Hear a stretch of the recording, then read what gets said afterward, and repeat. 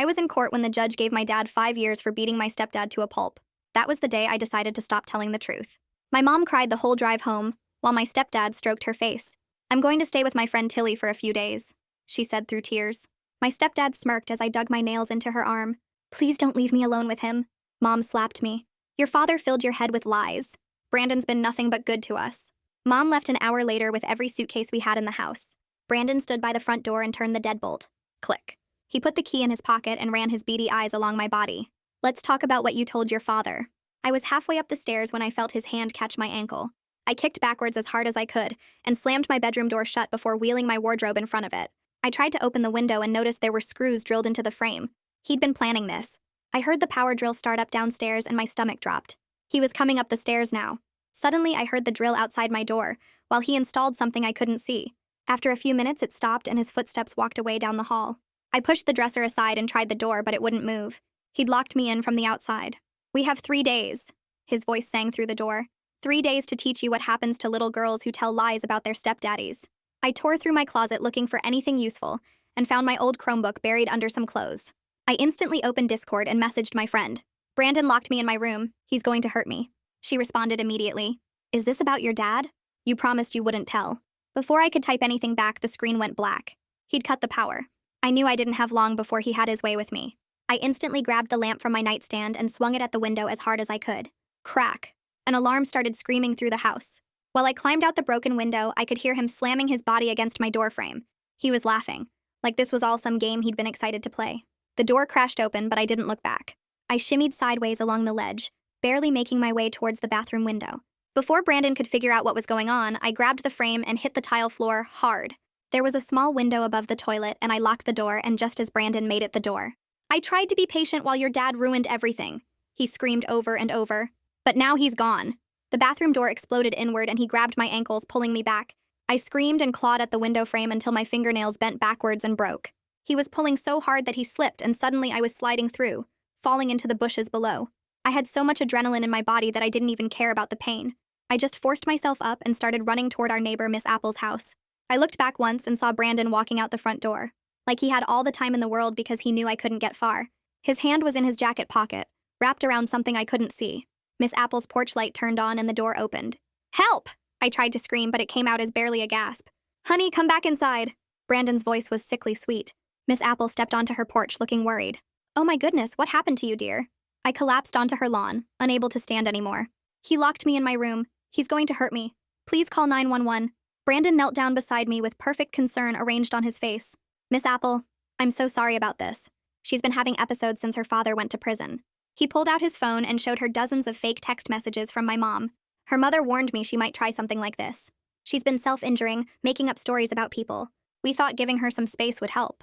"She's been hurting herself and blaming others," Brandon said with this sad, understanding voice. "It's a cry for help. We've been trying to get her the support she needs." Miss Apple was already helping him lift me up off her lawn, and I tried to pull away, but she was holding my arm now, believing every word he said. "Sweetheart, you're bleeding all over the place. Let's get you inside and call your mother right away." "Thank you so much," Brandon said as he picked me up like I weighed nothing. "I'll take her home and get her cleaned up." Next thing I knew, we were back inside the house. Brandon set me down on the couch and got the first aid kit from under the sink, started cleaning the cuts on my hands with alcohol that burned like fire. "You're going to keep quiet from now on.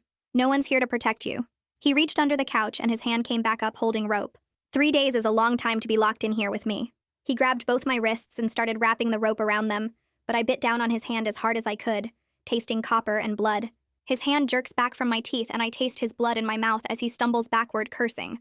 I scramble away from him on the couch, my heart hammering so hard I can barely breathe, and I see him looking at his bleeding hand with this expression that's half shock and half something darker.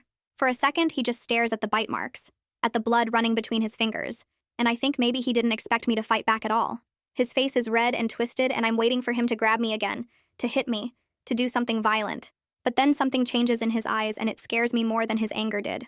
Brandon's face shifts from rage to this cold calculation that makes my stomach drop, and he takes a slow breath like he's forcing himself to stay calm.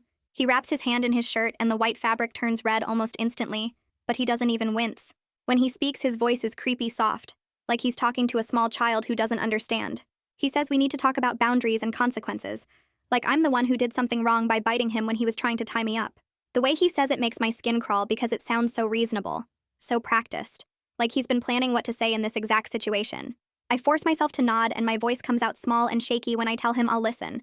I'll do whatever he wants. Just please don't hurt me. I'm watching his body language for any sign he's about to grab me again, studying the way his shoulders are tight and his jaw keeps clenching even though his voice stays soft. He seems to buy my fake compliance and sits down in the armchair across from me, still holding his bleeding hand wrapped in the shirt. I notice he keeps glancing at the rope on the floor, like he's deciding whether to use it right now or wait. My whole body is tense and ready to run even though I know there's nowhere to go, and I'm trying to figure out what he wants to hear. He starts talking about respect and trust in this rehearsed way that sounds totally fake, like he memorized a script about healthy family relationships.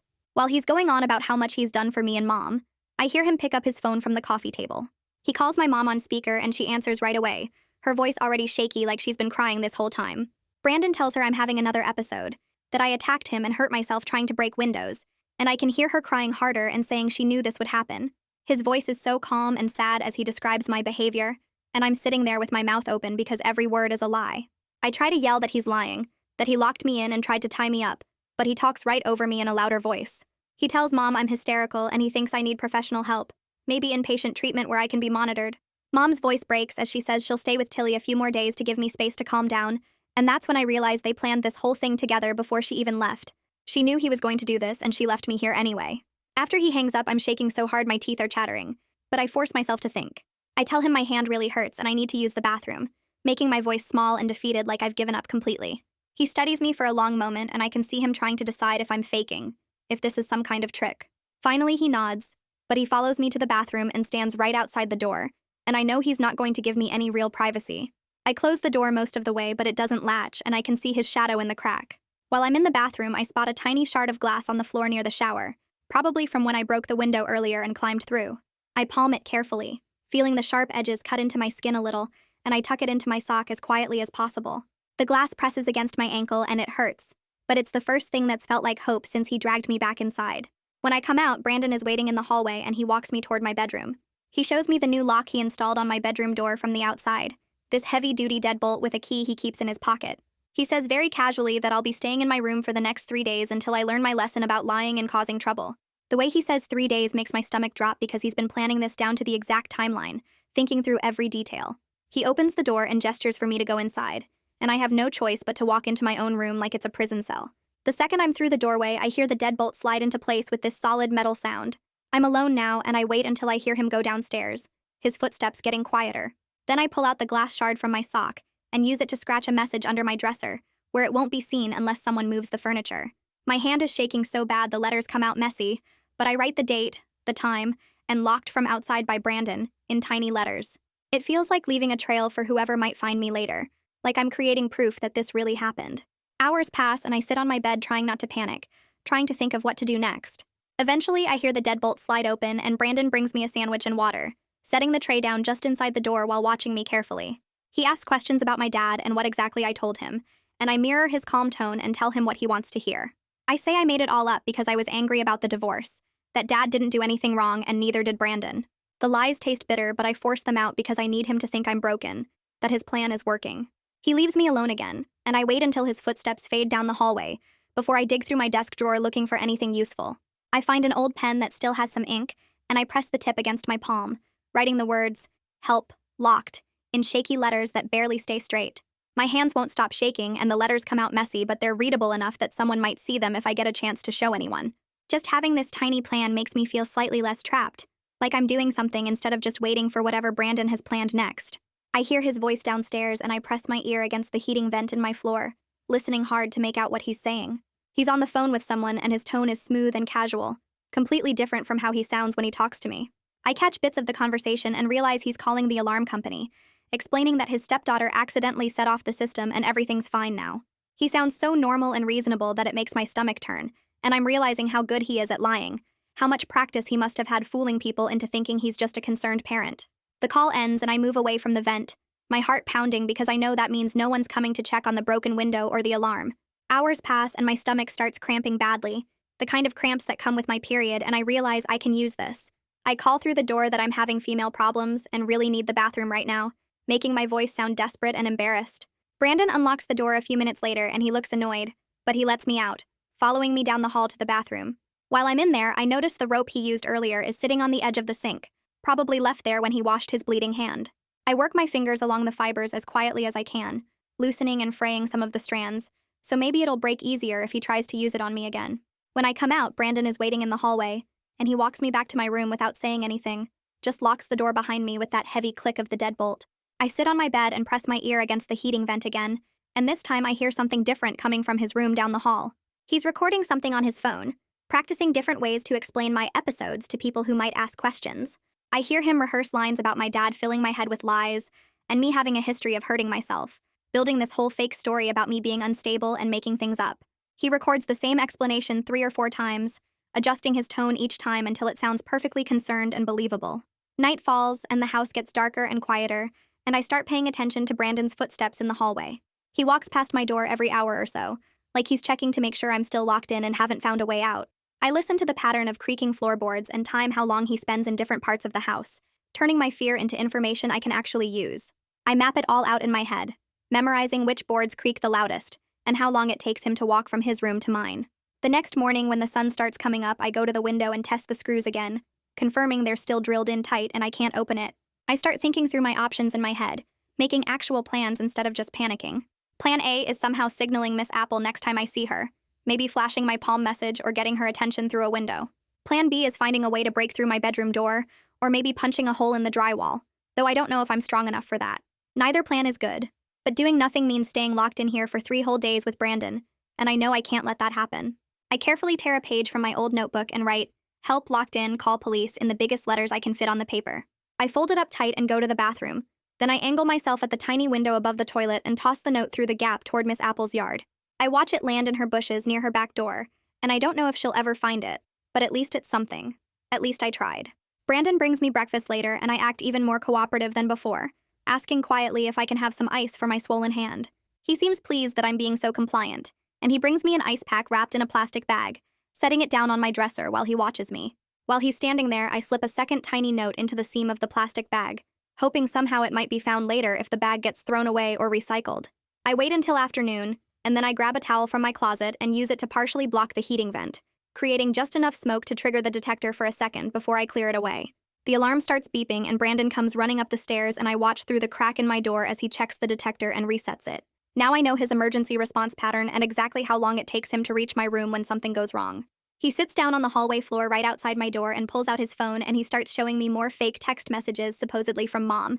The screen is angled so I can see them through the gap, and they say things about her being worried about my mental state and wanting to get me help. I notice the timestamps don't quite match up right, and there are typos that Mom would never make, like your instead of your and missing punctuation. I'm cataloging every single detail that proves he's making up evidence, storing it all in my memory so I can tell someone later if I ever get the chance. A few hours later, I hear the engine sound from his truck starting up in the driveway, and my heart jumps because maybe he's actually leaving.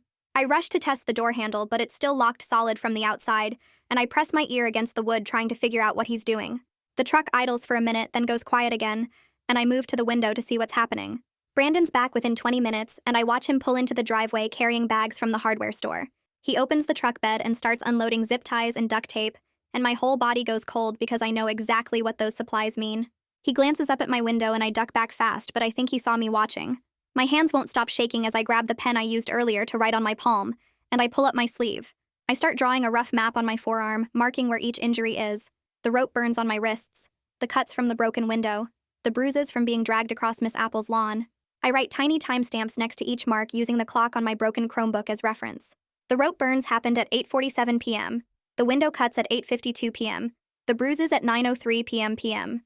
I'm turning my own body into evidence because it might be all I have if I ever get out of here. I pull my jeans down slightly and write more timestamps on my inner thigh where no one would see unless they were looking for evidence. Each mark gets a time and a brief note about what caused it. My skin burns from pressing the pen so hard, but I need this to be clear and readable. I hear footsteps coming up the stairs, and I quickly pull my sleeve back down and sit on my bed, trying to look calm. Miss Apple's voice carries from downstairs, and I freeze because she's here, and maybe she found one of my notes. I press my whole body against my bedroom door and strain to hear what she's saying. Brandon intercepts her at the front door, and his voice is smooth and friendly, like nothing's wrong. I angle myself at the gap near the banister, and for 1 second I manage to flash my palm with the words, "Help, locked," still visible in smudged pen. I hold it there as long as I dare, but Brandon's body blocks her view almost immediately, and I don't know if she saw it. Their voices fade as he walks her back toward her house, and I slump against the door feeling defeated. When he comes back upstairs, I hear his footsteps stop right outside my room. His voice comes through the door telling me I just earned myself a punishment for trying to signal the neighbor. I hear him walk to the bathroom, and then there's this metallic creaking sound followed by silence. He turned off the water to my bathroom, and I can hear the pipes go quiet. I rush to the bathroom sink and turn the handle, but nothing comes out. The toilet tank still has water, but that's it. I'm already thinking about the half-full water bottle on my nightstand and how to make it last as long as possible. My throat feels dry just thinking about it. That night, while Brandon's watching TV downstairs, I get down on the floor and look under my bed frame. There are wooden slats holding up the mattress, and I test one with my hands to see if it might break. I work as quietly as possible, applying pressure to the weakest-looking slat, and moving so slowly it takes 2 full hours to get it to snap without making noise. Every few minutes, I stop and listen to make sure Brandon's still downstairs. Finally, the wood cracks, and I catch both pieces before they can clatter. I hide the longer piece under my mattress near the headboard where Brandon wouldn't see it even if he searched the room. Now I have something that could work as a pry bar, and the small victory helps push back the panic that's been building in my chest. I test the weight of the wood in my hand, and it feels solid enough to use as a tool, or maybe even a weapon if I get desperate enough. I watch through the crack under my door as the hallway light creates shadows of Brandon's feet moving back and forth. He sits down on the couch, and I can see the shadow pattern of his legs stretched out. I time his breathing by the slight movement of his shadow, and after about 40 minutes, I recognize the deeper rhythm that means he's dozing off. It's 3 a.m. according to the clock on my dead Chromebook, and I'm wide awake cataloging his patterns like I'm studying a dangerous animal. I notice he shifts position every 12 to 15 minutes, even when he's sleeping. His phone alarm goes off at 3:30 a.m., and I hear him get up to check something, then go back to the couch. I'm gathering information about every habit and weakness because that's the only control I have right now. Using my makeshift pry bar, I start working on the interior door hinges as quietly as possible. The pins are old and slightly rusted, which actually helps because they're easier to loosen. I work millimeter by millimeter over the next hour, applying gentle pressure and stopping whenever I hear any sound from downstairs. I leave everything looking normal from the outside, but now I know I could potentially lift the whole door off its hinges if I get desperate enough. Having an escape route planned makes the walls feel less like a cage, even though I'm still trapped. Brandon's phone rings downstairs, and I hear Mom's voice on speaker. She's crying, and her words are all broken up with sobs. I press my ear against the heating vent to hear better, and catch her saying something about not being able to handle this. Brandon's voice is calm and understanding as he responds to her. Then I hear Mom say the words that make my stomach drop. She's crying and says she can't do this anymore, and asks him not to make her choose between the two of us. The words hit me like a physical blow because she already chose him when she packed every suitcase and left me here alone. I have to swallow down the grief and anger because I can't afford to fall apart right now. I need to stay focused on getting out of here alive. My eyes burn, but I force myself not to cry because crying won't help anything. I pull out a few strands of my hair one at a time, trying not to make it obvious. I slide them under the door gap as far as they'll go, then I blow gently and watch them move with the air current from the hallway. The hall lights are still on, and I can see the microscopic gap between the door and the floor. I'm gathering information about every possible weakness in this room, every tiny opening that might be useful later. The gap is maybe a 1/4 inch at most, but it's something. I test different spots along the door bottom and find the widest point is near the hinge side. Before sunrise, I hear Brandon's footsteps coming up the stairs and the sound of his power drill starting up. I peek through the crack in my door and see him installing something on the wall right above my door frame. When he finishes and steps back, I can see it's a security camera with a blinking red light pointed at my door. But I notice the red light isn't actually on. It's just a reflection from the hallway light hitting the plastic lens. There's no wire running from it to anywhere, and the mounting bracket looks cheap. He's trying to intimidate me with a fake camera, and the fact that I caught his trick gives me a tiny bit of confidence back. I know he's watching and planning, but I'm watching and planning too. The next morning, Brandon unlocks my door and stands there watching me with his arms crossed. He tells me I can use the bathroom for 5 minutes and points at his watch like I'm some kind of prisoner on a schedule. I shuffle past him and lock the bathroom door behind me, my hands still shaking from everything that happened yesterday.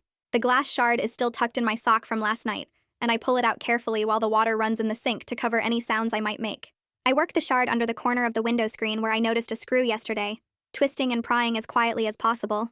The metal is old and the screw threads are stripped in places, which actually helps because it turns easier than I expected. I keep glancing at the door, listening for Brandon's footsteps, and my heart pounds so hard I can feel it in my throat. After what feels like forever, the screw comes loose and drops into my palm. I close my fingers around it and feel the sharp threads dig into my skin. The screen is loose now on one corner, and when I test it gently, it moves about an inch away from the frame. If I can get the other screws out, I might be able to remove the whole screen and actually open this window, which is smaller than my bedroom window, but I think I could fit through if I had to. I palm the screw and tuck it into my sock with the glass shard, then flush the toilet and wash my hands like nothing happened. Brandon's knocking on the door telling me my time is up, and I take one last look at the loose screen corner before I open the door. He walks me back to my room and locks me in again without saying anything, and I hear his footsteps go downstairs.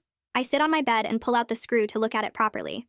It's small but solid, maybe half an inch long, and just holding it makes me feel like I have some kind of control. I'm building options piece by piece, little things he doesn't know about that might save me later. An hour passes and I hear Brandon's voice downstairs on his phone. I press my ear against the heating vent and his words drift up through the metal.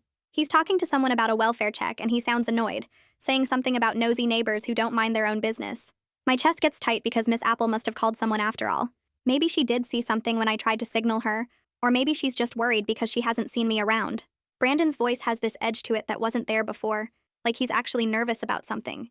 He tells whoever's on the phone that everything's fine, and his stepdaughter is just grounded for lying to her father. The way he says it sounds so reasonable and normal that it makes me sick. I feel this weird mix of hope and fear because if someone's checking on me, that's good, but I also know how well Brandon can lie.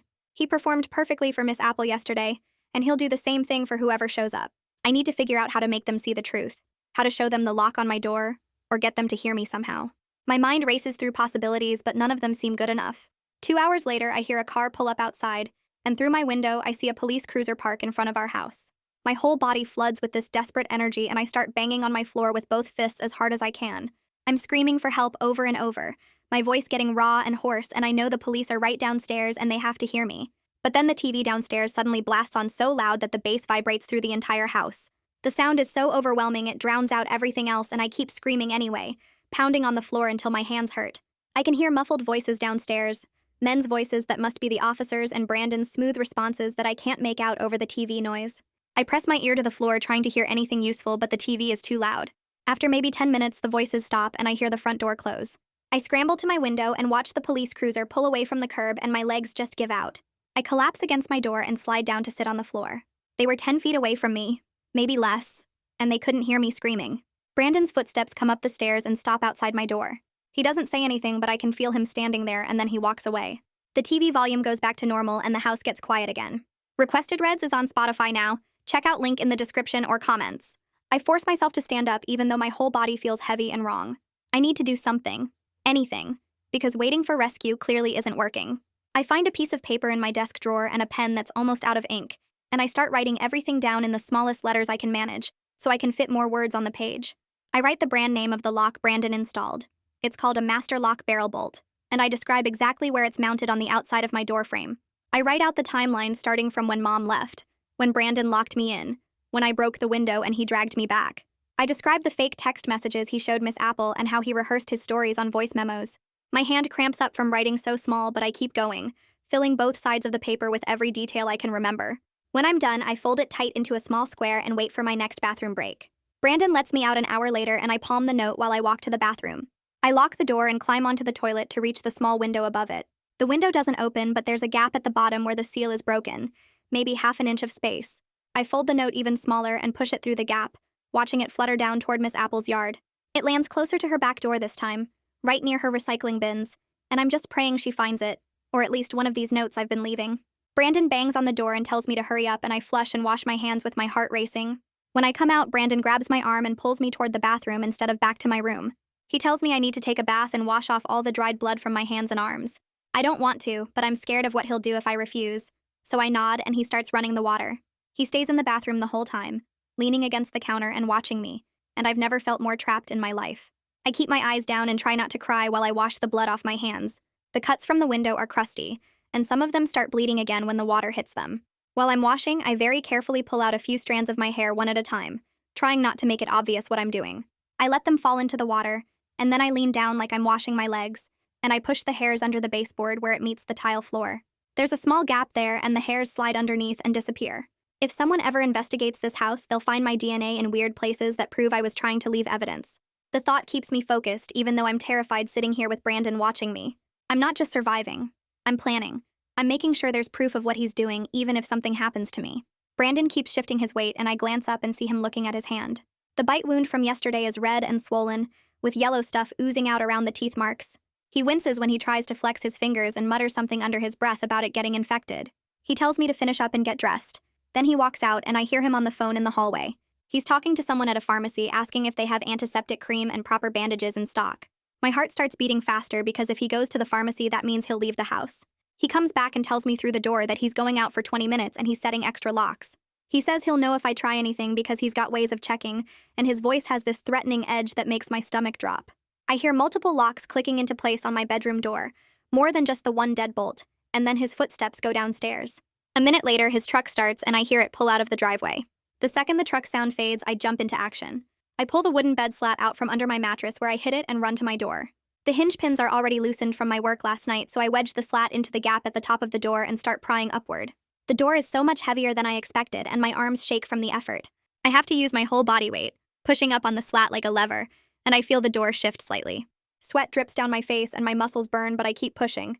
The top of the door lifts maybe an inch, and I can see a gap opening up. I push harder, and the gap gets wider, 2 inches now, and I think I can fit through if I can just get it a little higher. My hands slip on the slat, and I almost lose my grip, but I adjust and push again. The door lifts 3 inches, 4 inches, and now there's enough space. I drop the slat and grab the top of the door frame, then I pull myself up and start squeezing through the gap. My shoulders barely fit, and I scrape skin off on the rough wood, but I don't care. I wiggle and push and pull, and suddenly I'm through, falling onto the hallway floor on the other side. I leave skin and probably blood on the door frame, but I'm out, and that's all that matters right now. I crawl to the bathroom as fast as I can and push the dresser under the window. My hands are shaking so bad I can barely grip anything, but I climb onto the dresser and reach for the window latch. It's stuck from years of paint, but I dig my fingernails under it and pull. It won't move. I look around desperately and spot a wire hanger in the corner, and I grab it and bend it straight. I use the wire to scrape away the paint around the latch and try again. This time it moves a little, and I keep working it back and forth until it finally slides open. The window is tiny, maybe 18 inches square, and I don't know if I'll fit, but I have to try. I push the window open and look down at the roof overhang about 6 feet below. I grab the window frame and start pulling myself through. My hips get stuck, and I have to twist sideways, scraping my ribs raw on the frame. The pain is sharp and bright, but adrenaline pushes me through it. I wiggle and push, and suddenly I'm sliding through, falling toward the roof. I hit the shingles hard, and they're rough and hot from the sun. I slide down the slope trying to slow myself, but I'm moving too fast, and then I'm falling again, dropping into the bushes below. Thorns cut my arms and legs, and branches scratch my face, but I'm outside. I'm actually outside, and I force myself to stand up even though everything hurts. I run toward Miss Apple's house, staying low and moving as fast as I can. My side gate leads to her yard, and I push through it, my breath coming in painful gasps. Then I see them, and my heart just sinks. Both of my notes are sitting in Miss Apple's recycling bin, crumpled up with junk mail and old newspapers. She never saw them. She never even knew I was trying to reach her. I'm fighting back tears because all that effort, all that risk, and she just threw them away with the trash. Then I hear it. Brandon's truck turning onto our street. The engine sound is unmistakable, and I know I have maybe 60 seconds before he gets back to the house and realizes I'm gone. My whole body goes cold, and I run to Miss Apple's back door. I bang on her door with the pattern I remember from when we used to play games when I was little. 3 fast knocks, 2 slow, 3 fast. It was our secret code, and I'm praying she remembers. The door opens, and Miss Apple stands there looking confused, and I shove my forearm right in her face. The injury map I drew is still there, the timestamps and locations marked in pen on my skin. I'm gasping out words about Brandon locking me in and the exterior deadbolt, and please call 911 right now, my voice breaking and desperate. Miss Apple's expression shifts from confusion to horror as she reads the marks on my arm and sees the cuts and bruises covering my body. She pulls me inside and locks the door behind us. Miss Apple grabs her phone and dials 911, putting it on speaker while she guides me away from the front door. I'm trying to catch my breath, and my whole body won't stop shaking. The dispatcher answers, and Miss Apple explains there's an emergency, that her neighbor's stepdaughter just escaped from being locked in her room and is injured. Through the front window, I see Brandon's truck coming around the corner really slow, and he stops in the middle of the street when he sees my bedroom window is empty. Miss Apple notices me staring and quickly pulls the curtain closed. Then she locks her front door and slides the chain across. We move toward her back room, and I collapse into a chair because my legs finally give out.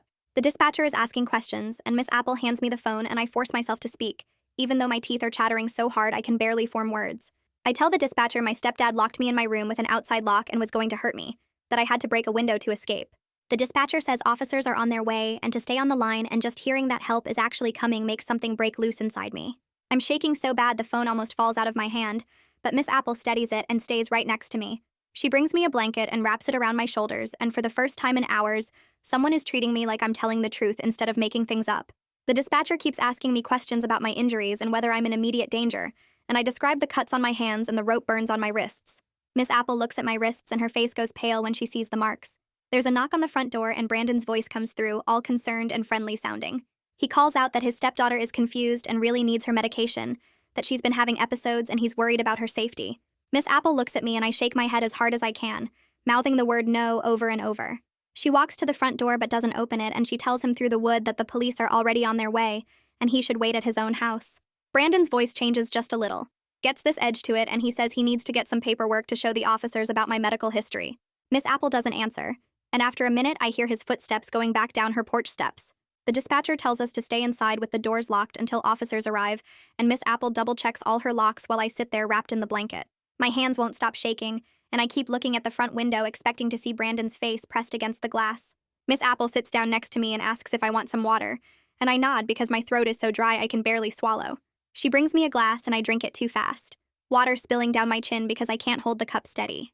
2 police cars pull up outside and I see the officers getting out, and Miss Apple opens the door before they even knock. They come inside and one of them starts talking into his radio, while the other one kneels down in front of me. I force myself to speak clearly even though I'm crying now, and I hold out my wrist to show the rope marks. I tell them about the exterior lock on my bedroom door, and how Brandon installed it while I was inside. How he said we had 3 days and he was going to teach me a lesson. The officer writes everything down in his notebook and asks me specific questions about what time things happened and exactly where the lock is located. I describe how Brandon showed Miss Apple fake text messages from my mom and rehearsed his story about me having episodes, and I can see both officers taking me seriously as they write. The second officer asks if I have any other injuries, and I show them my hands with the cuts from the broken window, my scraped ribs, my broken fingernails. They take photos with their phones and document everything, and one of them calls for an ambulance. But I say I don't need one right now. I just need them to see the lock on my door. Miss Apple confirms that Brandon tried to take me back to the house earlier, and that she saw my injuries when I showed up at her door. A detective arrives about 10 minutes later and introduces himself as Logan Ware. He says he was the one who took the welfare check call earlier today, and now he's following up because the situation has changed. He asks me to walk him through the whole timeline starting from when my mom left, and I tell him everything in order. I describe the exterior deadbolt Brandon installed, the screws in my window frame, how he cut the power when I tried to message my friend. Detective Ware writes down every detail and asks really specific questions about the lock mechanism and whether I know what brand it is. His questions are detailed and professional, and he doesn't act like I'm being dramatic or making things up, and that makes me trust him enough to tell him about the other evidence. I explain about the message I scratched under my dresser with the date and time, about the hair I hid under the bathroom baseboard, about the injury map I drew on my arm with timestamps. He leans forward and looks at my forearm where I wrote the locations and times of each injury, and he photographs it with his phone. He tells me this kind of documentation is really helpful for building a case, and I feel like all my careful planning is finally paying off. The officers ask if I can show them the lock at my house, and Detective Ware says he'll come with us to document everything. Miss Apple offers to come too, and I'm grateful because I don't want to go back there alone even with police. We walk next door, and Brandon's truck is gone from the driveway, and I feel this weird mix of relief and fear about where he went.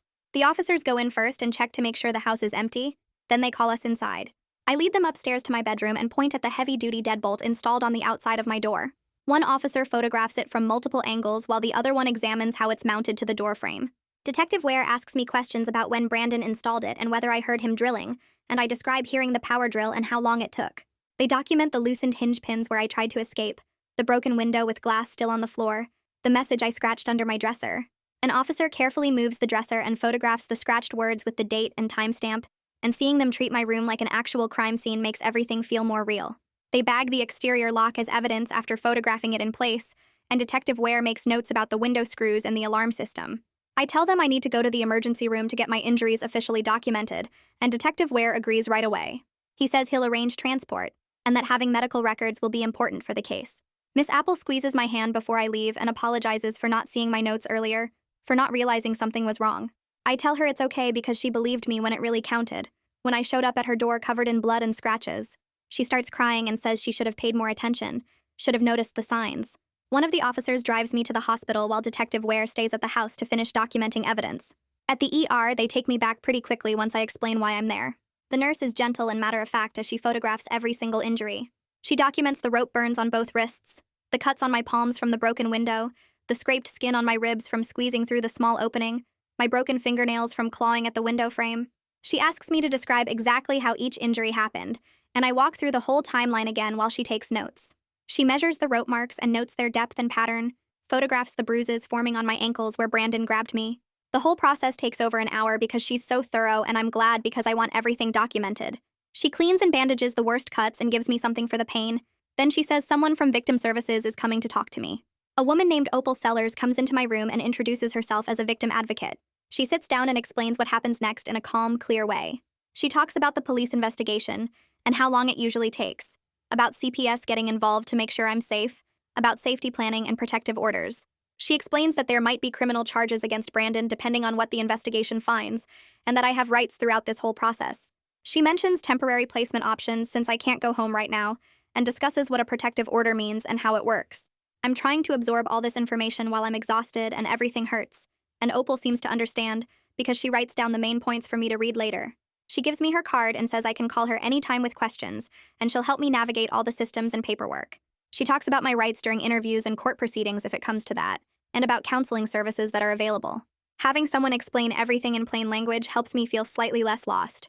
Detective Ware comes back to do a more thorough interview, and I tell him absolutely everything. I describe the exact brand of the lock because I saw the package in the trash, explain how Brandon called to cancel the alarm service appointment, tell him about the voice memos I heard Brandon recording where he practiced different stories. I mention the fake text messages he showed Miss Apple and how the timestamps didn't match up right. Detective Ware writes it all down in his notebook and types notes into his phone, and he tells me that specific details like lock brands and phone records really help build a strong case. I explain about the injury map I drew on my body with timestamps, about throwing notes out the bathroom window trying to reach Miss Apple. He asks if I remember approximately what time each major event happened, and I do my best to give him accurate times. He seems impressed that I documented so much and tells me that kind of evidence makes a huge difference in these situations. I feel like everything I did to leave a trail and gather proof is finally being taken seriously, instead of dismissed. I pull out my phone and try calling Mom, but it goes straight to voicemail. I take a breath and leave a message in the calmest voice I can manage, asking her to please call me back and saying that I've contacted CPS myself. I don't accuse her of anything or let my voice break. I just state the facts about what happened and that I need her to call. When I hang up, Opal nods and says that was exactly the right approach, that staying calm and factual is better than getting emotional or accusatory. She says Mom is more likely to engage if I don't put her on the defensive right away, even though I have every right to be angry. Detective Ware adds that my mom will need to be interviewed as part of the investigation, and that how I communicate with her now could affect how cooperative she is later. I save the voicemail I left in 3 different places, including the cloud, because I want a record of exactly what I said and when I said it. They place me in a temporary hotel room through a victim services program, while CPS gets involved. The room has 2 beds and a mini fridge and curtains that don't quite close all the way. Opal drops off a bag with basic supplies like toothpaste and clean clothes, and tells me to call her if I need anything at all. That night, my phone rings 3 times from a blocked number. Each time I stare at the screen and my thumb hovers over the answer button, but I don't press it. Opal told me not to answer any calls I don't recognize, so I let them all go to voicemail. Brandon doesn't leave messages. Just having that boundary, that choice to not answer, feels like a tiny bit of control I didn't have before. I save screenshots of the blocked calls with timestamps in case they matter later. The next morning, a CPS caseworker named Phyllis Chambers calls at 8:30. Her voice is flat and businesslike as she asks about my living situation and family history.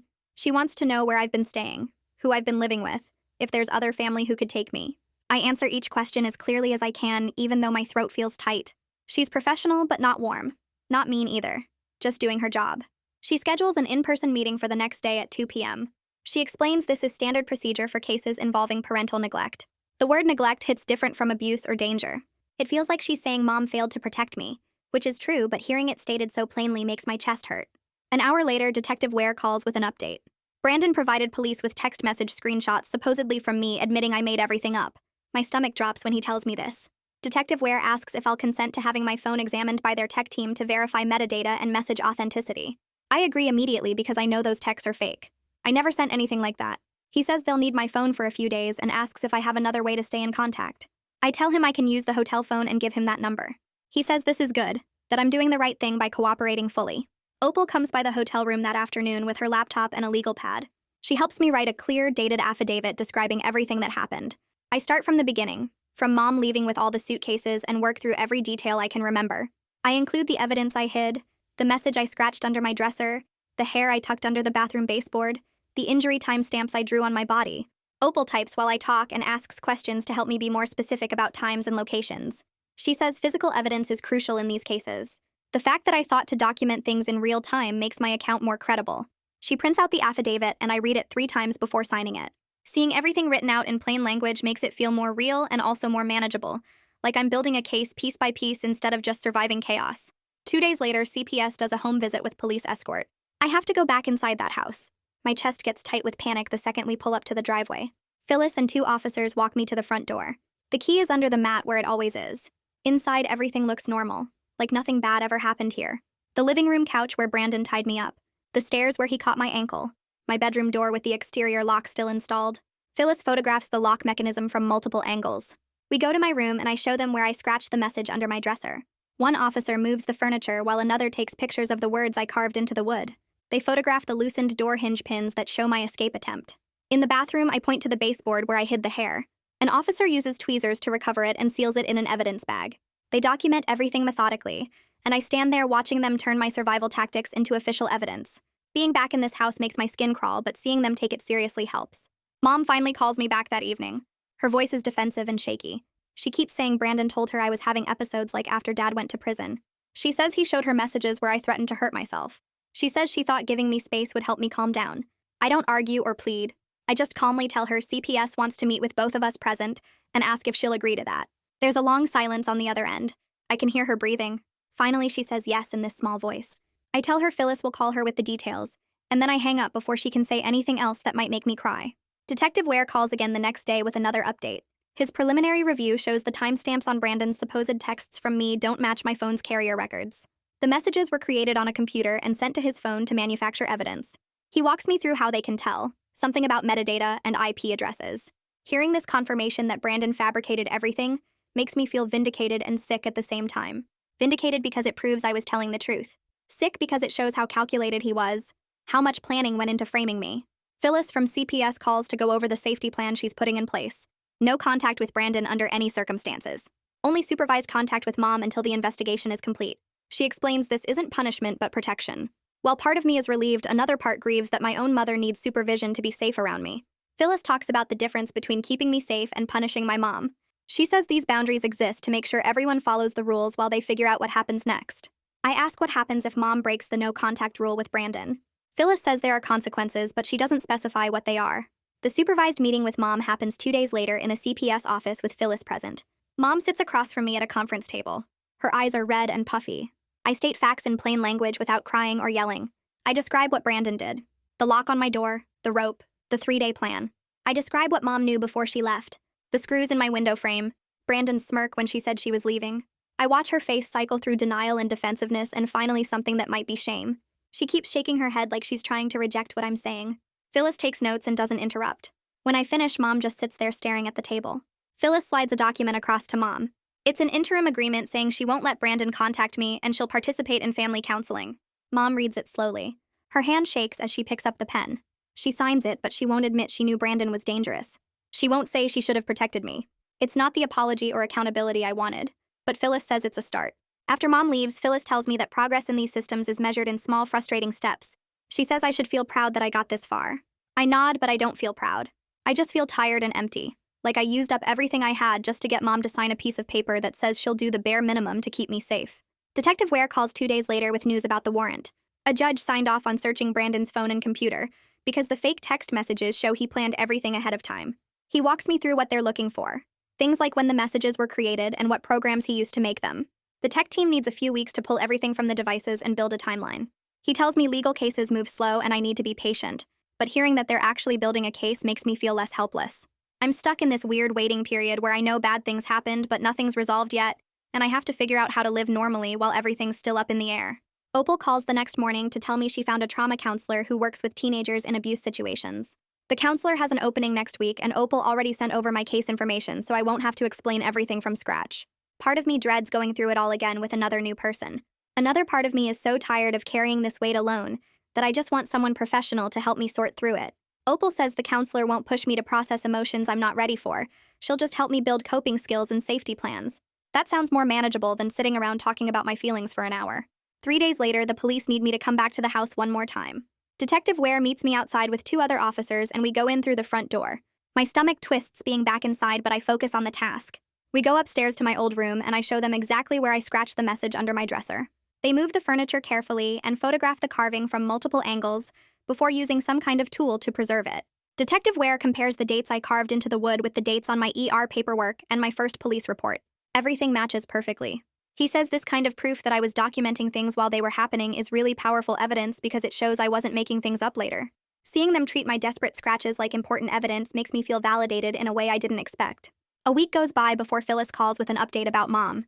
CPS and mom's lawyer put pressure on her to hand over her actual phone so the carrier can pull complete message records. Phyllis explains this is a big deal because it means mom is starting to accept that Brandon faked evidence, even if she won't say out loud that she put me in danger. I don't feel relieved exactly, more like I'm watching someone slowly wake up from denial. It's progress, but it's not the same as mom actually admitting she knew Brandon was dangerous and left me with him anyway. Phyllis reminds me that people move through acceptance at their own pace, and I shouldn't expect too much too fast. 3 weeks after I escaped, Detective Ware calls with the news I've been waiting for. They have enough evidence to charge Brandon with unlawful restraint and tampering with evidence. The DA is reviewing everything to decide about prosecution. He warns me that legal processes take months and nothing's guaranteed, but this is real movement forward. He says I should feel good about how carefully I documented everything, because that's what made building this case possible. Hearing that my desperate evidence gathering actually mattered makes me want to cry with relief. The court grants a temporary protective order that requires Brandon to stay at least 500 feet away from me at all times. CPS decides the hotel placement isn't stable enough long-term, so they move me to a foster family with experience handling trauma cases. The foster mom's name is Larissa Turner, and she meets me at the CPS office before the placement. She's probably in her 40s with gray hair and this calm way of talking that doesn't feel fake. She tells me her house rules are simple and she won't push me to share anything I'm not ready to talk about. Her house is small but clean, and she shows me to a bedroom that's just mine. Having my own space with a door that locks from the inside makes me feel safer than I have in weeks. My first counseling session happens 4 days after I move in with Larissa. The counselor's office is in a medical building, and the waiting room has magazines and a fish tank. When she calls me back, I have to walk through everything again, describing what Brandon did and how I got out. My voice shakes, and I have to stop a few times, but I get through it. She doesn't try to find silver linings or tell me everything happens for a reason, which I appreciate because I'm sick of people acting like trauma teaches you lessons. Instead, we set small goals like getting on a regular sleep schedule and updating my safety plan with current phone numbers. Focusing on practical steps feels better than trying to process big emotions I'm not ready to touch yet. Miss Apple visits me at Larissa's house the following week. Larissa lets her in and gives us privacy in the living room. Miss Apple sits down and apologizes again for not finding my notes sooner and for believing Brandon's lies that first night. Then she tells me something that makes my chest tight. She agreed to be a witness about the moment I tried to signal her through the banister. She says she did see the message written on my palm, but Brandon moved so fast to block her view that she thought she imagined it. Knowing she actually saw it validates that I did everything possible to get help. She squeezes my hand and says she'll never forgive herself for not acting sooner, but she's going to make sure everyone knows the truth now. After she leaves, I sit on Larissa's couch feeling this mix of gratitude and grief. That night, I open my phone and record a voice memo with today's date. I list everything that's happened so far, what's supposed to happen next with the DA and CPS, and who to call if Brandon tries to contact me or shows up anywhere. I include Detective Ware's direct number, Phyllis's office line, Opal's cell, and the protective order details. I save the memo in 3 different places, including the cloud backup. Having this factual record on my phone makes me feel prepared instead of just scared. It's like I'm building my own safety net, one piece of documented information at a time. If something happens, I won't have to remember everything in a panic, I'll just have to play the recording. That's all I've got. If you're still watching, I'm impressed and mildly concerned. But hey, you might as well subscribe at this point. It can't get much worse, right?